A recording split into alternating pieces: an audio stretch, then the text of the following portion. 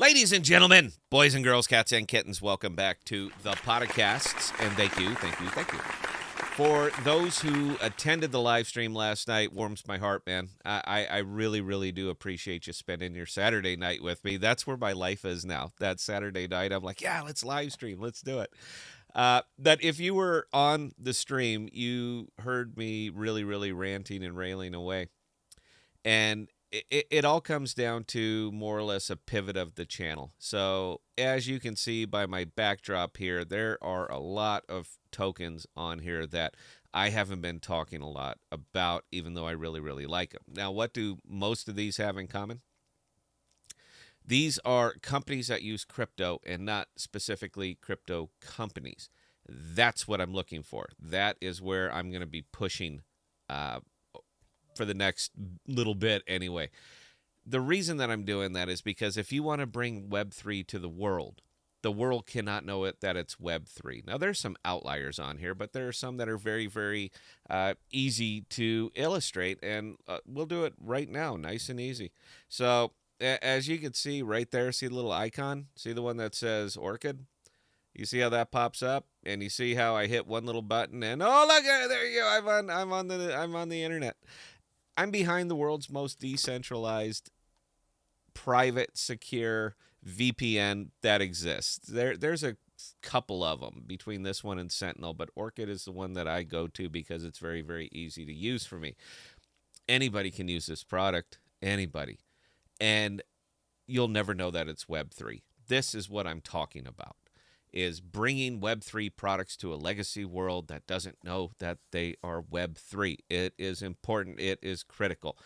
We eat volatility here in the crypto market. It's up, it's down, because people don't really see it as a legitimate thing with a legitimate use. They see it as a plaything.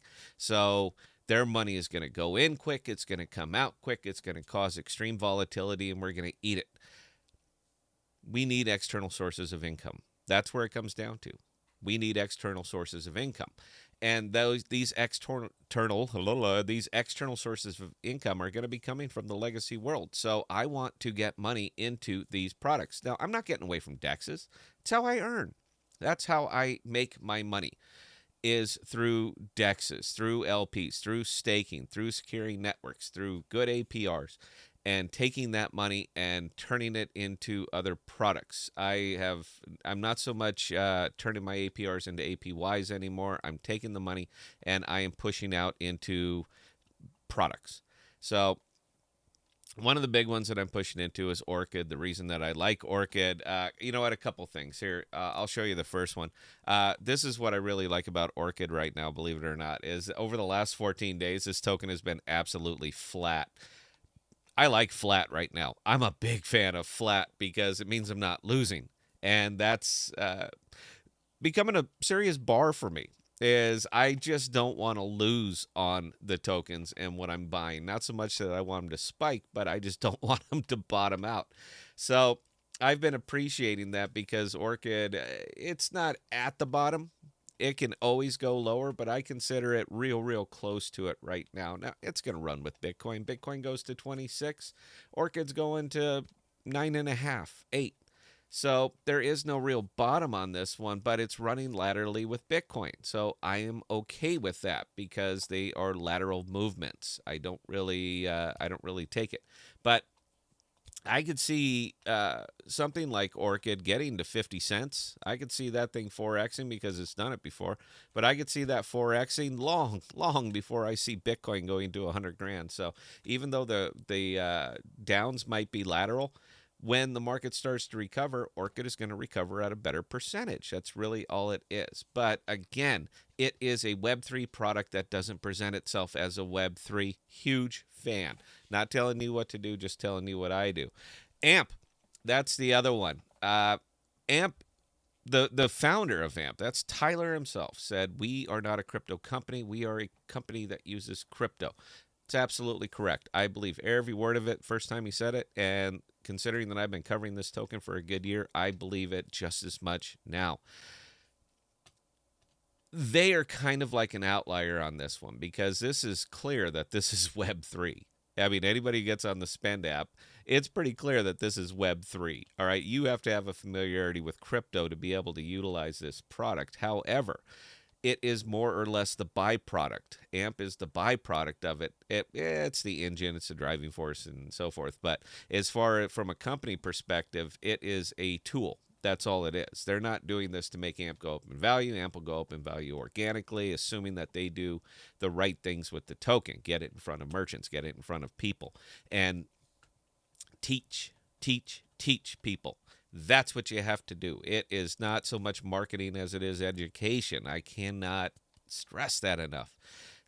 This is what people need to know about this particular thing. Now, I know people are excited about the commercial right now. I see it all over the AMP Reddit. Can't wait for the commercial in 2 Chains, and they're going to be talking it up at Consensus. And all that is great. And I appreciate that they are at least talking now because they've been quiet for a while. So I certainly appreciate that they are at least talking. But they need to focus on education. That's just me. It's not a matter of advertising. It's a matter because who you advertising to?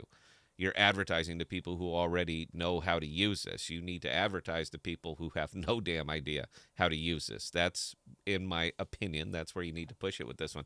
But amps, boy, it's low. That's all I gotta say on that one. Is my goodness, it is low. I like the price point. I like the entry point. I think you're gonna do okay with this one. If I think you can do okay with this one. And now, I mean, at 12 cents, it was wildly overvalued. I don't think anybody could really argue that it was just wildly overvalued. But at where it is now, 0.011, I think it's in a pretty good sweet spot. I think you can do well on this. And there's opportunity for staking at not a terrible percentage. I mean, it's not DeFi percentage, but it's not bad. You can get 7, 8, 9%. So yeah, I think you can do well on this one. I think it's going to hold its value. So yeah, there you go. Now, the last one I'm going to talk about, if I have anybody left on the video by now, is BCNA. Now, the reason I'm talking about BCNA is because nobody's talking about BCNA. That's really all it is. This thing is as close to a dead token, I think, as you can get. I love the idea. I absolutely adore the idea behind BCNA, using it as a pay rail for head shops. I think it is fantastic. There is a strong culture around cannabis. I don't even partake, but it has nothing to do with this. Pragmatist. I am aware that most of the world does. So if there was a way for you to make your purchases and maintain your anonymity, I'm a big fan. I think it's absolutely wonderful. And if you are building a product such as this right in the middle of this very passionate culture, yeah, man, I see it as a hit. Now, the BCNA folks reached out to us because they said they have 2 big updates that are going to be coming out. They're probably going to be pushing them out in July, and they asked if they can come on the show. So we will be bringing you the BCNA folks, and you guys can ask them specifically. But the token may be down, but you know what? The network's up. They're running just fine. It is not that hard to manipulate this one. It's not that hard to get BCNA. You can get it right. Oh, that's BitSong. You can pick it up right here on Osmosis, app.osmosis.zone. Trade anything. Get your BCNA. Put it out in your Kepler wallet, and we're looking for BCNA on here. You know what? We'll show you guys later. Put it out here on your BCNA, on your Kepler wallet, your BCNA extension. Come right over here, refresh, and you can stake. You can do, this is specifically where you do it. It's just not that hard. The percentage is not bad. You can catch 20, I think it's 26%. So it's not terrible. And for what it's worth, I think these are funny. I think the validator names are just hysterical. Grow vigorously. That's wonderful. It's excellent. I think that's excellent. But look, man, this thing isn't going away. They have 96 validators, plenty of bonded tokens. The folks who believe in this really, really believe in it. And this is another one, man. That token is real close to bottomed out. It is not moving. The volume of this is ridiculously low right now. So let's take a look. The 24-hour volume on this one, if they even have it on there. The last couple times that I've looked at it, it's been about $3,000, $4,000, $5,000. I made a decent purchase yesterday, so I could have probably move that 1% by myself. But the product is not dead. The project is not dead. They are still working on it, and that's why I'm pushing it out. But again, this is a company that uses crypto and not specifically a crypto company. Big fan. So that's what I got, guys. I'm sorry if this seemed very, very disjointed. I'm just getting my legs under on the channel pivot again, so we have to figure out what we're going to talk about and how we're going to be presenting it. A lot more I want to get to on this one. I got to talk up some new Cypher. I got to talk up some Cody. I know the AMP and Cody, you guys are all going at it, but you know what? Product's a product. Audius, I'd like to get them back up there. I didn't even mention BitSong, and I'm still a big fan of BitSong. Look, enriching the artist and fan relationship, but would I use it for more than anything else? Look, give it a try if you happen to watch a video. Play.bitsong.io. Pick a station, hit play, and music's going to be coming out. Now, I happen to like, this is my favorite station, Virgin Radio, Italy.